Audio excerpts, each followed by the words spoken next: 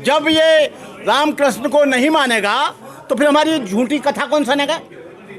जिस कथा में आडंबर पाखंड है उसको कौन सुनेगा? जिस कथा में छुआछूत है उसको कौन सुनेगा? जिस कथा में ऊंच नीच है, वर्ण व्यवस्था, उसको कौन सुनेगा? और जब नहीं सुनेगा तो दान नहीं आएगा, और दान नहीं, इनके मोटे मोटे पेट नहीं होंगे, और दान नहीं आएगा तो जो 56 प्रकार का भोज है वो इनको खाने के लिए नहीं मिलेगा। ये भाग्य और भगवान के नाम पर, ईश्वर आत्मा और परमात्मा के नाम पर, आडंबर के नाम पर, पाखंड के नाम पर, वर्ण व्यवस्था के नाम पर हजारों साल से देश का उन भोले भाले लोगों का दोहन करते आए। क्या मुसलमान यदि राम और कृष्ण को नहीं मानता है तो क्या वो नरक में चला जाएगा? क्या ईसाई राम और कृष्ण को नहीं मानता है तो क्या वो नरक में चला जाएगा? और क्या दुनिया को ब्रह्मा जी ने बनाया? यदि ब्रह्मा जी ने बनाया तो अमेरिका को किसने बनाया? लंदन को किसने बनाया जहाँ ईसाई हैं? आप मस्कट को किसने बनाया? सऊदी अरब को किसने बनाया? वहाँ तो रामकृष्ण को मानते नहीं। भाई इसको तो बाबा साहब अम्बेडकर बोल कर गए थे, जो मंदिर में जाएगा, जो घंटा हिलाएगा वो भिखारी बनेगा, और जो कॉलेज में जाएगा वो वैज्ञानिक बनेगा, वो डॉक्टर बनेगा, वो इंजीनियर बनेगा, वो जज बनेगा, वो मिनिस्टर बनेगा, वो आईपीएस बनेगा, वो आईएएस बनेगा, और जो मंदिर में जाएगा वो वहाँ पर भिखारी बनेगा और वह घंटा हिलाएगा। वो डॉक्टर अंबेडकर का स्वप्न कभी पूरा नहीं कर सकता।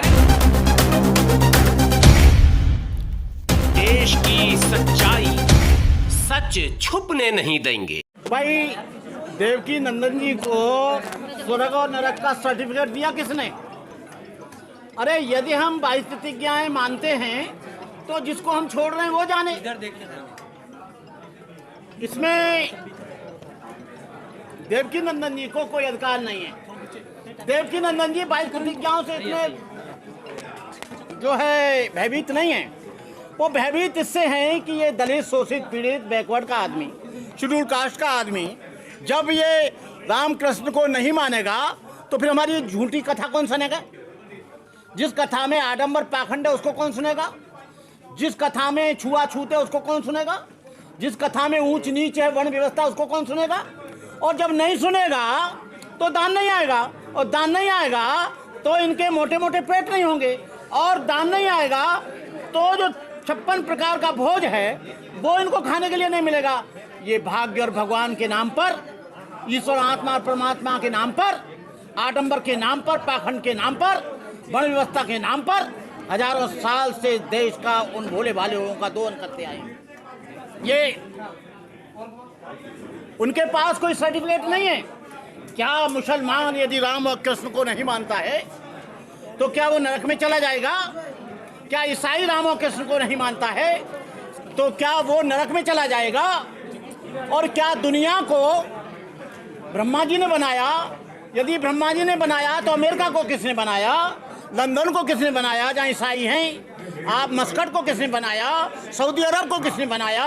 वहाँ तो रामकृष्ण को मानते नहीं, अमेरिका में तो मानते नहीं। आज अमेरिका दुनिया का सबसे इकोनॉमिक इकाई बना हुआ है, लेकिन यहाँ पर तमाम तरह के पूजा पाठ किए जाते हैं। ये देश गरीबी की रेखा से नीचे जा रहा है। ये देश कोई बहुत बड़ी प्रगति नहीं कर रहा है। हम चाहते हैं, हमें भी दर्द है कि हमारे देश में भी रॉकेट लॉन्चर बने, हमारे देश में भी बड़े बड़े टैंक बने, हमारे देश में भी बड़े बड़े एरोप्लेन बने, हमारे देश में भी फायर ब्रिगेड बने, लेकिन सब चीज़ हम बाहर से ही आयात करते हैं। सर आज भी जो है शिक्षा है और जो अर्थव्यवस्था है ये सब धरातल में जा रहे हैं, लेकिन पाखंड है जो वो आसमान छू रहा है, इसका क्या करें? अरे भाई इसको तो बाबा साहब अम्बेडकर बोल कर गए थे, जो मंदिर में जाएगा, जो घंटा हिलाएगा वो भिखारी बनेगा, और जो कॉलेज में जाएगा वो वैज्ञानिक बनेगा, वो डॉक्टर बनेगा, वो इंजीनियर बनेगा, वो जज बनेगा, वो मिनिस्टर बनेगा, वो आईपीएस बनेगा, वो आईएएस बनेगा, और जो मंदिर में जाएगा वो वहाँ पर भिखारी बनेगा और वह घंटा हिलाएगा। वो डॉक्टर अंबेडकर का स्वप्न कभी पूरा नहीं कर सकता। भारत में रहना है तो जय श्री राम कहना होगा। ये कोई जरूरी नहीं है। ये भारत इनकी बपौती जागीरदारी नहीं है।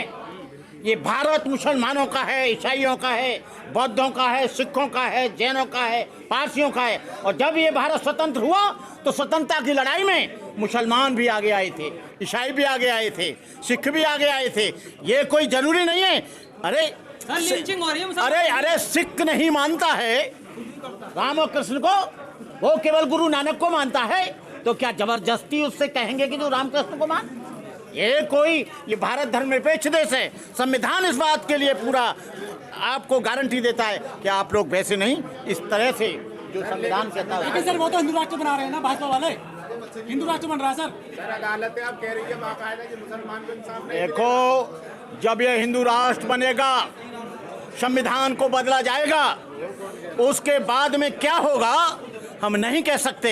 यहाँ की शांति भंग होगी, यहाँ पर तमाम तरह का आंदोलन शुरू होगा, यहाँ की रेलें रुक जाएंगी, यहाँ का तमाम अर्थव्यवस्था और सामाजिक व्यवस्था और राजनीतिक व्यवस्था ध्वस्त हो जाएगी। क्या बात कर रहे हैं आप?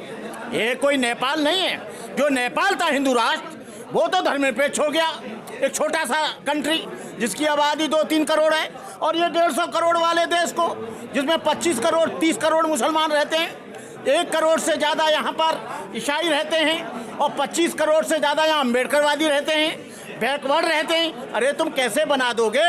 पुराने संविधान को आप लागू करोगे वर्ण व्यवस्था के आधार पर, तो एक बहुत बड़ा यहाँ पर हिस्सा शिक्षा से वंचित हो जाएगा, धन से वंचित। हिंदू राष्ट्र बनते ही सारी समस्याओं से समाधान मिल जाएगा। अरे हिंदू पहले भी थे और अभी भी हैं। हिंदू का मतलब है वर्ण व्यवस्था, हिंदू का मतलब है ऊंच नीच, हिंदू का मतलब है छुआछूत, हिंदू का मतलब है अस्पृश्यता, हिंदू का मतलब है भेदभाव, हिंदू का मतलब है कि एक आदमी ऊंचा और एक आदमी नीचा।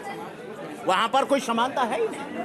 सनातन है हम सब। सर 22 प्रतिज्ञा विवाद के बाद जिस प्रकार राजेंद्र पाल गौतम जी के ऊपर कार्रवाई की गई, उससे समाज जो है भयभीत है। क्या कहना चाहेंगे समाज? देखो, 22 प्रतिज्ञाएं हम बौद्धों के लिए, जो अम्बेडकर लोग हैं, दुनिया के बौद्धों को नहीं मानता मैं। थाईलैंड के बौद्ध 22 प्रतिज्ञा नहीं लेंगे, वो तो ऑलरेडी बुद्धिस्ट हैं। जापान के लोग, कोरिया के लोग, वियतनाम के लोग, कंबोडिया के लोग, इनको 22 प्रतिज्ञाओं से कोई लेना देना नहीं है, क्योंकि वो ट्रेडिशनल बुद्धिस्ट हैं।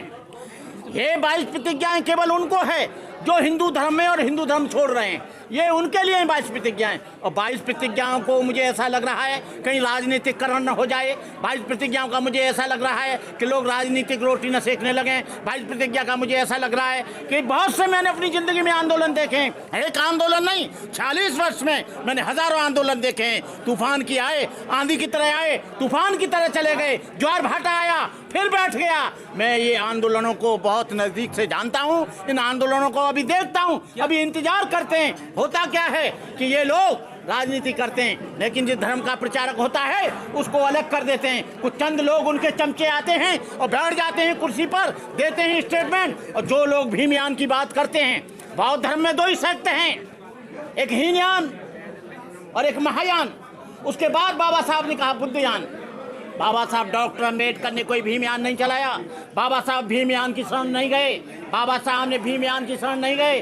बाबा साहब ने ये नहीं कहा कि मैं अम्बेडकर की शरण जा रहा हूँ। बाबा साहब ने कहा बुद्धं शरणं गच्छामि, धम्मं शरणं गच्छामि, संघं शरणं गच्छामि। और आज जो भीमयान की बात करते हैं, ये इंटरनेशनल कम्युनिटी से, बुद्धिस्ट कम्युनिटी से कट जाएंगे। वो कहेंगे एक अलग से अपना धर्म चला रहे हैं, बौद्ध धर्म की आड़ में ये अपनी राजनीतिक रोटियां सेक रहे हैं। मैं लोगों से कहना चाहता हूं कि बाबा साहब अम्बेडकर को तो हम मानते हैं, बाबा साहब अम्बेडकर को तो हम मानते हैं, बाबा साहब अम्बेडकर का हम आभारी हैं, जिन्होंने भारत में बौद्ध धर्म पुनर्जीवित किया, जिन्होंने भारत में बौद्ध धर्म को पुनः से जीवित किया। 22 प्रतिज्ञाओं से भावनाएं क्यों आहत हो रही है हिंदू धर्म की? अरे भाई, उनकी आहत क्यों हो रही एक है? अहम मेरा सवाल है, अभी आपने एक वक्तव्य दिया था जब आप भाषण दे रहे थे कि जब दलितों के ऊपर जुल्म होता है तो वो पुलिस थाने जाते हैं और जो है न्यायिक प्रक्रिया में जाते हैं, लेकिन मेरे ऊपर जब जुल्म हुआ तो मैंने उसका बदला लिया। बाबा साहब ने ही न्यायिक प्रक्रिया बनाए, संविधान बनाए, इस पर सर क्या कहना चाहेंगे? अगर दलितों के ऊपर जुल्म होता है तो क्या? देखिए सुनिए, यहाँ पर FIR नहीं होती है, वहाँ पर भी वही मनुवादी बैठा है। न्यायालय में न्याय नहीं मिलता है, न्याय की प्रक्रिया बहुत लंबी है। इसलिए मैं कहता हूँ बौद्ध धर्म किसी की हत्या करने की इजाज़त नहीं देता, लेकिन मैं कहता हूँ कि हत्या करने वाले को जिंदा जाने की इजाज़त क्यों दी जाए? जो हमारी बहन बेटियों की इज्जत लूटते हैं उनको जाने की इजाज़त क्यों दी जाए? जो हमारे बुद्ध विहारों को लूटते हैं उनको हम लड़ेंगे, अपनी अस्मिता के लिए मरेंगे। ये बात तो संविधान के खिलाफ है ना। संविधान कहता है कि कानून की शरण में बाबा साहब ने कहा था, बाबा साहब ने कहा था कि मैंने संविधान ऐसे लोगों को सौंप दिया है जो मनुवादी हैं और ये इम्प्लीमेंट नहीं करेंगे। उसके लिए क्या करोगे? आज जल जंगल जमीन के लिए आदिवासी लोग लड़ रहे हैं, और झूठा उनको नक्सलाइट बनाकर उनको गोलियों से भूंजा जा रहा है। मुसलमान लोग अपनी अस्मिता के लिए लड़ रहे हैं, उन पर मॉब लैंचिंग की जा रही है। कहने का मतलब यह है हिंदू धर्म के लोग जो हैं, जो उनके धर्म के लोग हैं, वो लगातार बौद्ध को सनातनी बोल रहे हैं, तो क्या जवाब देंगे उनको? जिस धर्म में छुआछूत नहीं है वो सनातनी कैसे हो सकता? जिस धर्म में वर्ण व्यवस्था नहीं है वो सनातनी कैसे हो सकता? भगवान बुद्ध ने कहा न जच्चा वसलो होती न जच्चा होती ब्राह्मणो, कम्मनो वसलो होती कम्मनो होती ब्राह्मणो। जन्म से न कोई ब्राह्मण होता है न शूद्र होता है, कर्म से ही ब्राह्मण होता है, कर्म से ही शूद्र होता है। जो आदमी हजारों साल गुजर गए लेकिन ब्राह्मण जाति में जुल्म ले लिया तो वो ब्राह्मण रहा, चाहे वो बलात्कार कर रहा है, चाहे चोरी कर रहा है, चाहे डकैती डाल रहा है। बुद्ध ने कहा जो अच्छा कर्म करेगा वो श्रेष्ठ व्यक्ति होगा, जो खराब काम करेगा वो अश्रेष्ठ व्यक्ति होगा, नीच होगा, उसकी जाति सबसे छोटी होगी। अब अभी थैंक यू वेरी मच।